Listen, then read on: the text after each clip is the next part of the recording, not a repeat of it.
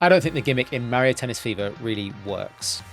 Fever is the first Mario sports game to actually arrive on the Switch 2, and I've been playing it for like a couple of weeks now. And sure, I'm probably a little late to the party in terms of my verdict on it, but let me explain where I've landed. Okay, so the game actually opens up with this super slick cinematic that shows off the big new thing, and that's the Fever rackets. These are essentially powered up tennis rackets, each with their own kind of unique, often pretty wacky ability that really change how a match kind of plays out. And I reckon this opening cinematic is this flashy kind of fast-paced thing. It actually does a really good job of actually getting you excited for the gameplay that's on show. But I mean, then you kind of dropped into a fairly standard tutorial immediately after watching it, and it teaches you the basics, and it acts as a bit of a gear change, I think, kind of a downward gear change. It's fine, it's whatever. Most games do this, and I understand that you've kind of got to cover all bases, but you get this really hype introduction trailer and then boring tutorial. But whatever. Anyway, here's the actual thing. When you hit the main menu, adventure mode is the first option that's kind of like pre-selected. And to me, at least, that kind of signals to the average player that that's where they should go next. Now, I guess if you've played enough sports games, you know that the single player isn't usually the main draw for folks. It's the multiplayer that's the real pull. But because the game nudges you towards adventure mode here, most people are probably going to start there. So let's talk about it. It kicks off with a cutscene where Mario and friends get turned into babies. It's fun enough. It's kind of like moderately amusing, I guess. And the whole idea is that because you are now a baby, you've lost your sick tennis skills. So you pretty much need to kind of go back to school. And for me, that's where the problems begin, because you're placed in this tennis academy and it looks really, really nice, but it is basically empty. And you spend your time kind of walking from one checkpoint to another, doing what amounts to like more and more tutorial. There are kind of like Mushroom Kingdom characters dotted around the space, but you can't actually do anything with them. Beyond reading like a set line of text, you can't even like pull out your racket whenever you want and just hit a ball against the wall. It really feels like a wasted opportunity, this space. Once you do kind of walk from one point A to point B, I guess, the tasks that you're given, they're like a mix of like basic shot training and what feel like kind of underdeveloped, half-baked Mario Party minigames with something of a loose kind of tennis connection to them. You complete one, your stats go up, and that annoying talking flower gives you some encouragement, and you move on. But the thing is, the kind of stat progression that you see, it feels completely fabricated. As you play through the kind of roughly 4 hours of single-player content, I leveled up like plenty of times, and I genuinely could not feel any difference at all in kind of how Baby Mario played.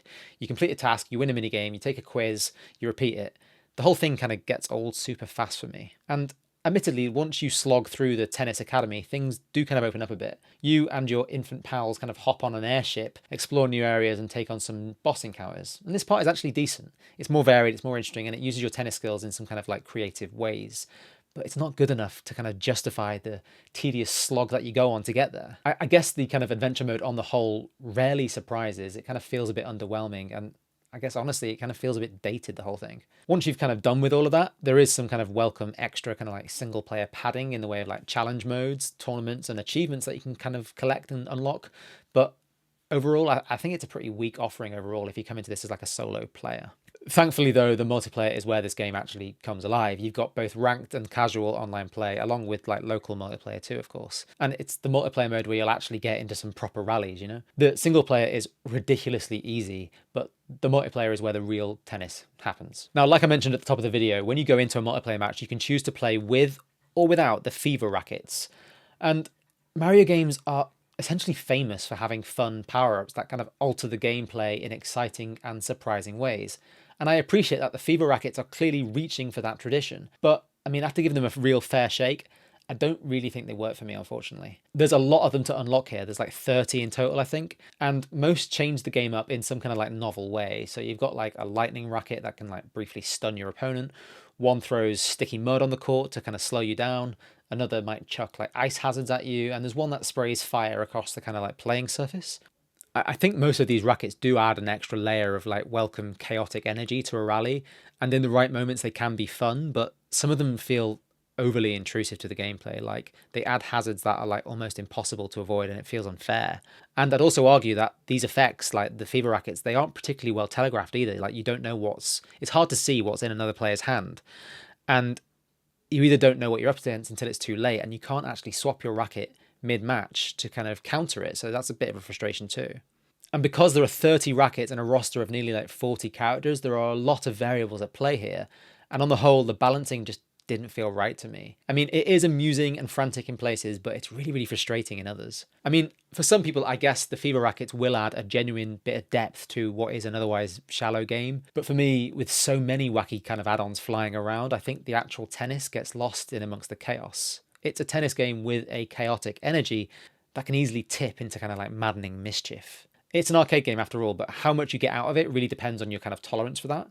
But for me, it was more an exercise in frustration, like entering a match and being like, oh, what bullshit is this player going to unleash on me now? If the FIFA stuff isn't for you, there is, of course, always regular play. That's like no gimmicks, no power-ups, just tennis. And honestly, this is where I had the most fun with Mario Tennis Fever. It's solid, kind of like stripped back and simple, and that shouldn't come as a surprise considering how long Camelot have been doing this for. I guess it kind of makes me think like maybe I'm the boring one here, because what I found the most enjoyment in is retreating to what's familiar, tried and tested. But that's also the problem, isn't it? Because dropping $70 on an experience that I can get from older entries in the series probably isn't the smartest play. So where does that leave things? Well, for me, Mario Tennis Fever has a kind of wholly uninspiring single player that is really, really dated. And for me, the kind of Fever rackets, the core mechanic of the whole game, don't feel that well balanced. So I came away from Mario Tennis Fever somewhat disappointed.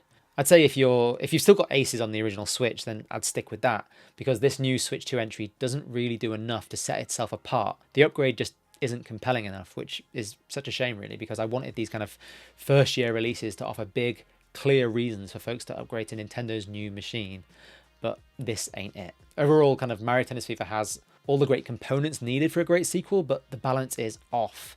The single player is undercooked and the Fever rackets are overdone. If you're coming to this fresh, then there's fun to be had here, sure, but like I mentioned earlier, it really depends on your tolerance for nonsense. If you're coming from aces, there's really not enough here to justify the Switch. So that is my take. Let me know what you think down in the comments. If you've been playing it, are the Fever rackets working for you? Or are you just kind of sticking with normal mode like I was? Am I the weird one here? Like, are you enjoying this game and I'm just totally wrong with this one? I don't like to be negative, but this one really didn't like connect with me at all. Anyway, if you've enjoyed this, please do consider subscribing as I slowly climb my way up to 1,000 subs. It really does help. And with that, I'll see you in the next one. Cheers.